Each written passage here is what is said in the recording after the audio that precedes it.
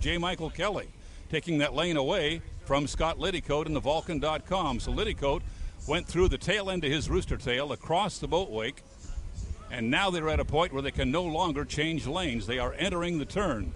So it's going to be J. Michael Kelly in lane 1, Scott Liddycoat in lane 2, and a couple of boats going very, very wide as they swing up toward the end of the race course. Turning down toward start-finish now. J.W. Myers is in lane 3. Cal Phipps in lane 4. Brian Perkins is going to be late at the start. He is trailing the field. Here is the start. You'll have to watch it at home. We can't see it with the glare on a monitor. It looked like one of the boats was way out ahead there. The boats on the inside are the ones to watch as they go through the Belle Isle Bridge turn.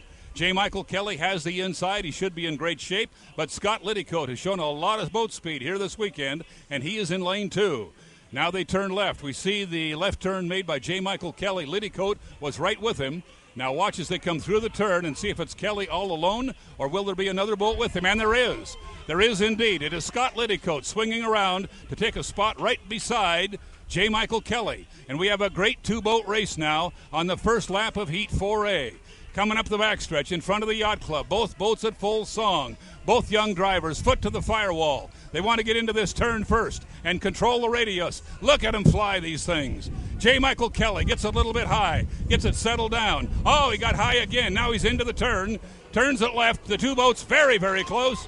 Both drivers doing a great job of getting through that turn. J. Michael Kelly coming out of it with a little bit of a lead. But Liddycoat had boat speed on him at the exit pin, and they are going to be side by side now as they get to start-finish at the end of lap 1. Behind them in third place, that is the 17, Cal Phipps in the red dot.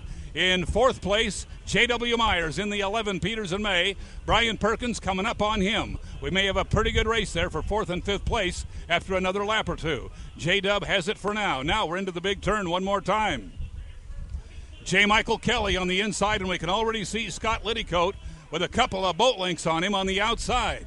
As they turn toward us, J. Michael using the small turn to make it up a little bit, but Scott Liddycoat appears to have boat speed on him, especially when they are going through that big Belle Isle turn. Now a bit of an overlap for Liddycoat out in lane 2. Look at that black boat fly, the U7 Vulcan.com. Scott Liddycoat now has about 5 boat lengths on J. Michael Kelly. Kelly got a little bit of rooster tail there. I don't think his lane is very wide. Liddycoat, we'll see how much room he leaves for Kelly. He's out and about lane 3, and Kelly does a great job of getting it through there. One more time. We have seen this all weekend from these great young drivers doing a beautiful job of handling this treacherous rooster tail turn. The race down to start-finish has Liddycoat on the outside leading, but only by a couple of boat lengths as they go into the Belle Isle turn one more time. Cal Phipps comes by in third place. We have monetary penalties. We have an extra lap on the 11, so J.W. Myers is going to lose a lap, and we have a penalty on the 7 that will not cost him a lap. So one important penalty to J.W., one on Scott Liddycoat that won't hurt him quite as bad. Out of the turn, they're just about like they were last time. Liddycoat leading, but not by much. On the inside, J. Michael Kelly. The crowd to my left is absolutely going crazy. This is incredible boat racing as they head for the Yacht Club one more time. Two boats at about 200 miles per hour, two great young drivers, and J. Michael Kelly doing everything he can to make up this overlap so he can have some control down in this turn. Liddycoat is leaving him room out and about lane 3 or 4, and that's working out okay for him. J. Michael Kelly has been able to get it through there on the inside. Kelly is really flying that new boat over on the inside. Kelly right on the buoy line, and at the exit pin, it's Kelly ahead.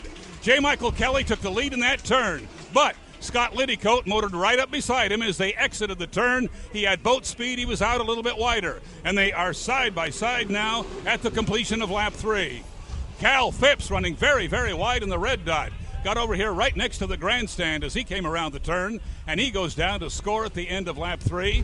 Brian Perkins just entering the front stretch to finish that same lap. And J.W. Myers running back quite a ways in the U11, Peters and May. But our boat race is out front, one of the best we've ever seen. This is just great stuff. Two great young drivers in great race boats. Liddycoat swung outside, bounced a little bit that time. His boat actually hooked a little. He turned it back to the left to get over next to J. Michael Kelly, and that's where he is right now. As they come up the backstretch, Liddycoat actually slid out further than he wanted to. He's over there right now, right on the sponson of J. Michael Kelly, and these boats and drivers are so evenly matched. This is as close, as incredible as it can possibly be. Once again, Liddycoat, the gentleman he is, leaving about 2 lanes, and that's all J. Michael needs to carve a nice turn on the inside. At the exit pin, it's J. Michael by a little bit. But again, the RPMs are higher for Liddycoat on the outside. Very, very close finish, and I couldn't tell from here who that was. We think that maybe Liddycoat got it on the outside. Okay, we are told that the U7 Vulcan.com won that race by about a half a sponson.